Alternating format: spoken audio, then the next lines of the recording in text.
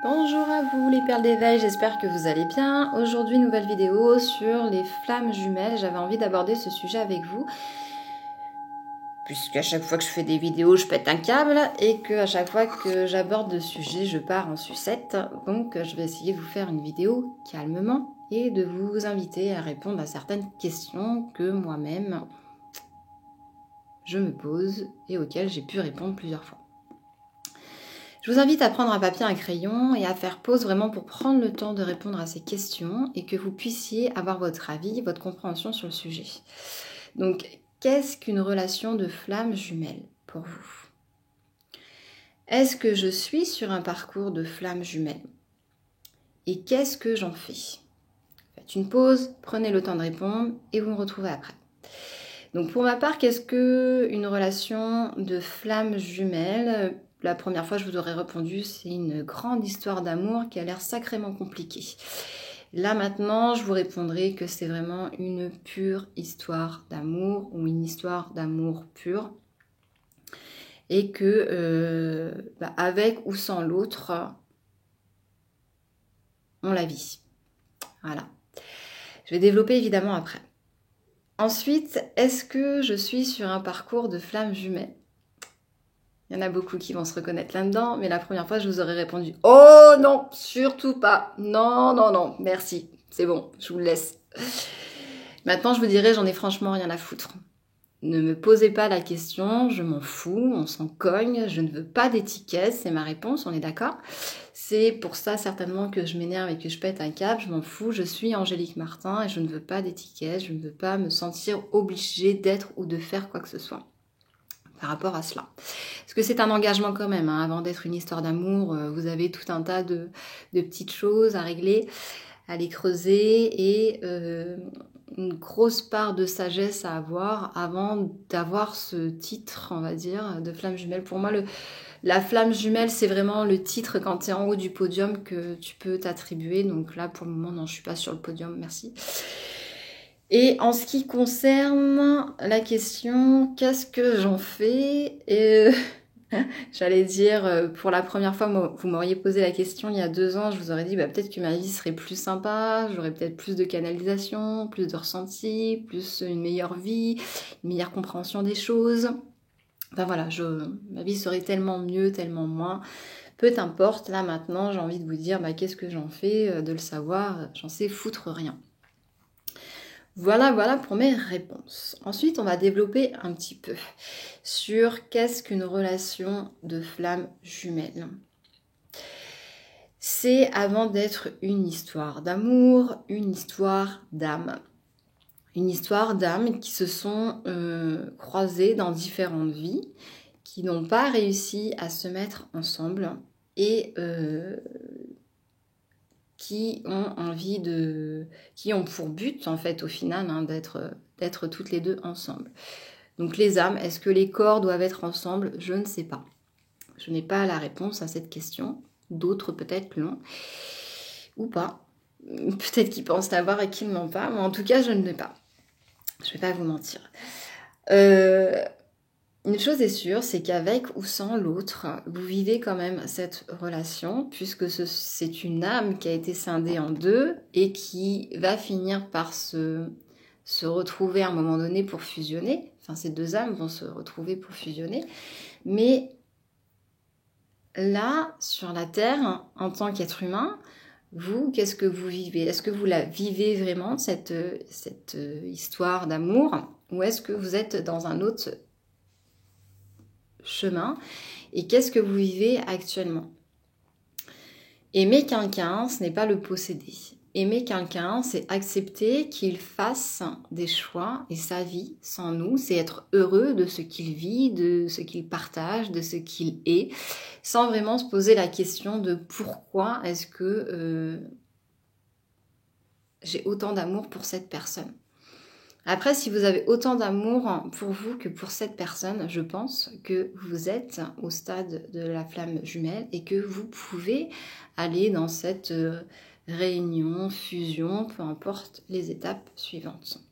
Mais tant que vous ne vous aimez pas autant que vous aimez cette personne que vous croyez aimer, parce que sinon vous seriez avec, évidemment, si vous n'êtes pas avec cette personne, c'est parce que vous avez des choses à comprendre, des choses dont vous devez vous défaire et des choses que vous devez accepter. Admettons que cette personne, demain, elle soit gravement malade ou elle soit mutée à l'autre bout du monde ou qu'elle meure carrément. Qu'est-ce qui se passe pour vous dans votre vie? Qu'est-ce que vous avez à changer? Qu'est-ce que vous devez mettre en place? Comment vous allez faire votre vie sans cette personne? Parce que finalement, physiquement, vous la retrouverez jamais.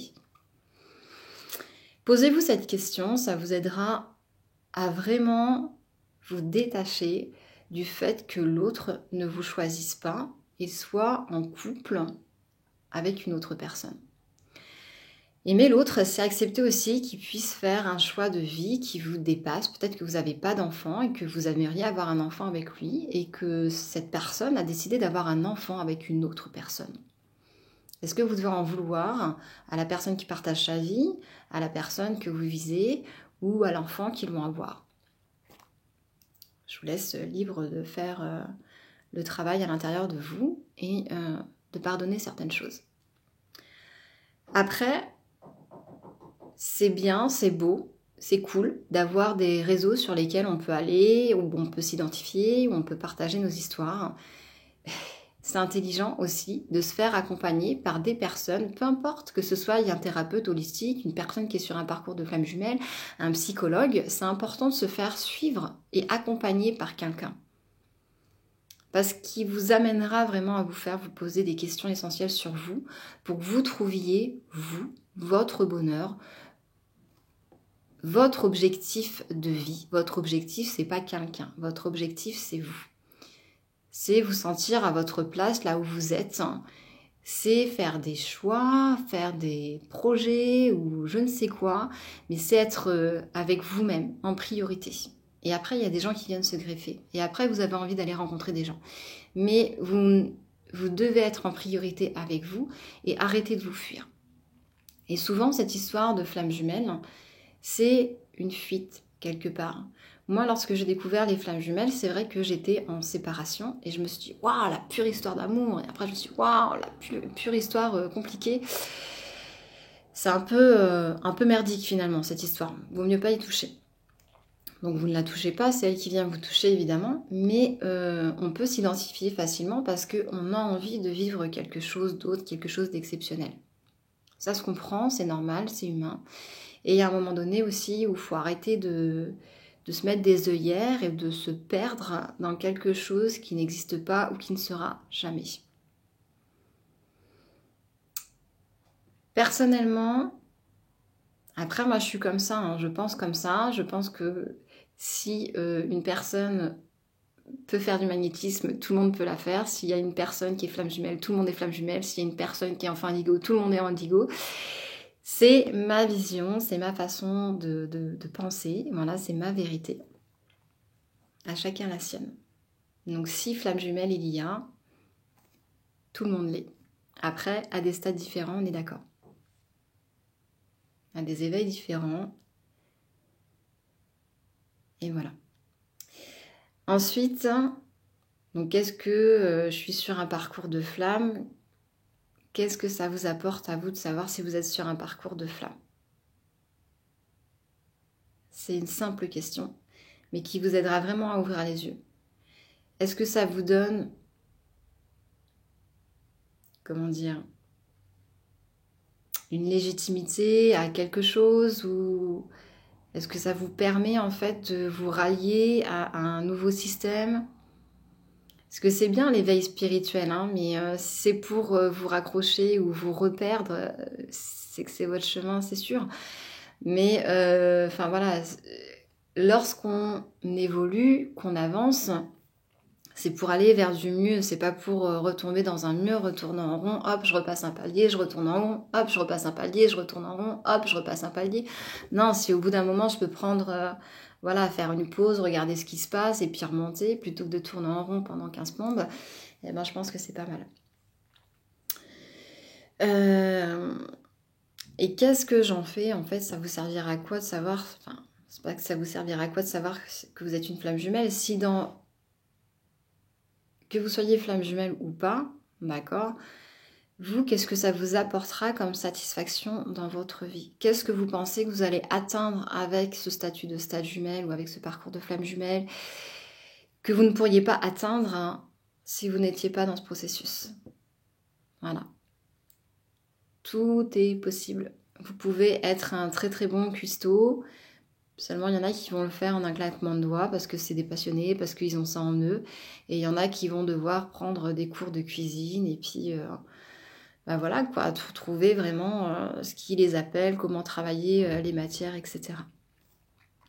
Donc, je vous laisse réfléchir sur le sujet. J'espère que cette vidéo, vraiment, elle vous apportera quelque chose. Et qu'on arrêtera de me faire chier avec ça. J'accepte d'accompagner les gens individuellement ou en couple à partir du moment où les gens se remettent vraiment en question et arrêtent de balancer la faute sur l'autre. Que si l'autre il a un enfant avec quelqu'un ou qu'il a choisi de vivre avec une personne qui est manipulatrice, eh bien d'arrêter d'envoyer plein d'énergie négative sur ce couple-là. Occupez-vous de vous envoyer beaucoup d'énergie, d'amour, de paix à vous-même. Je pense que c'est vraiment ça, en fait, la priorité, en fait, dans un couple, que ce soit un couple de flammes ou un couple lambda. La priorité, c'est de pouvoir vivre ensemble l'un avec l'autre sans vouloir systématiquement obliger l'autre à suivre nos modes de fonctionnement, nos modes de pensée et trouver un accord l'un avec l'autre. On n'est pas obligé de se ressembler, on n'est pas obligé d'être totalement opposés. On a juste à trouver un accord ensemble. Voilà, voilà. Je vous souhaite une excellente journée, une excellente soirée en fonction du moment auquel vous regardez cette vidéo et je souhaite de tout cœur qu'elle puisse vous appuyer et vous donner une direction beaucoup plus souple et sage. Des bisous, à bientôt. Ciao.